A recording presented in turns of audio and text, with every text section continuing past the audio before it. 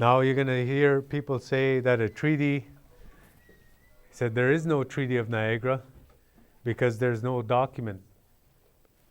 There's no document with signed signatures, and nobody signed with their DODEM or anything else like that. But before we used paper, this was our treaty.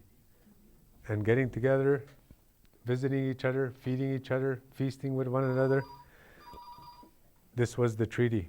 And every year, 1764 to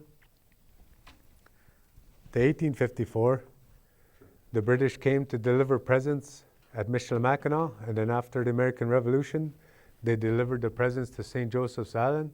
Then after the War of 1812, they delivered the presents to Drummond Island. And then after 1836, they delivered the presents at Manitoulin Island. And each time they moved where the place of delivering the presents, they said, you moved your council fire. You moved your council fire. The king established a council fire. And then likewise at Detroit, and then after Detroit became American territory, they moved their council fire to Amherstburg, which is just south of Detroit. Likewise here, on the eastern side, they had a council fire at Niagara, and that's Fort Niagara. And then it was on what it was now called the American side. Then they moved that to the Canadian side, to Fort Mississauga, and that's where they delivered these presents.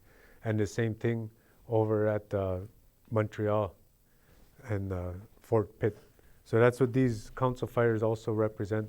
And then what they had said at that time, Sir William Johnson had also said, instead of just, you'll see this belt on the internet, and you'll see that some people now, when they made this belt, they don't have this center part, and that it looks like chain links.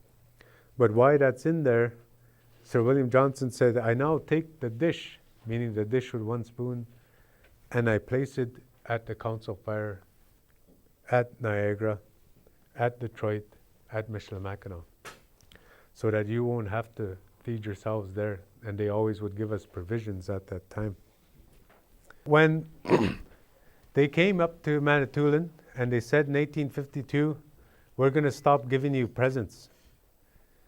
They had cutbacks back then. They were saying it costs, all through this time they kept saying the Indian presents cost too much, get rid of them. And so what they ended up doing is the British ended up saying, you're an American Indian, you live on the state side, you don't get any presents. And then the chief said, no, you were the one who asked me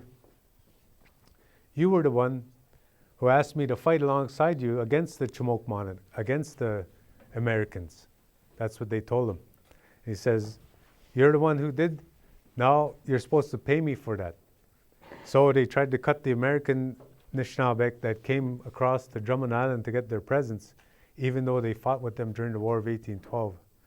And then after that, anybody who wasn't married to an Anishinaabe who was married to a Jaganash or a Wentagosh, a British or a Frenchman, they said, you don't get presents either. So that's when they started cutting these presents. And then in 1852, they announced at Manitowoc that they're going to stop giving these presents. And this is Chief xiEUcTjeJMM of Garden River, who had said this in August of 1852 at Manitowoc. Says, we beg of you to believe what we say, for though we cannot put down our thoughts on paper as you, our wampum and the records of our old men are as undying as your writings, and they do not deceive.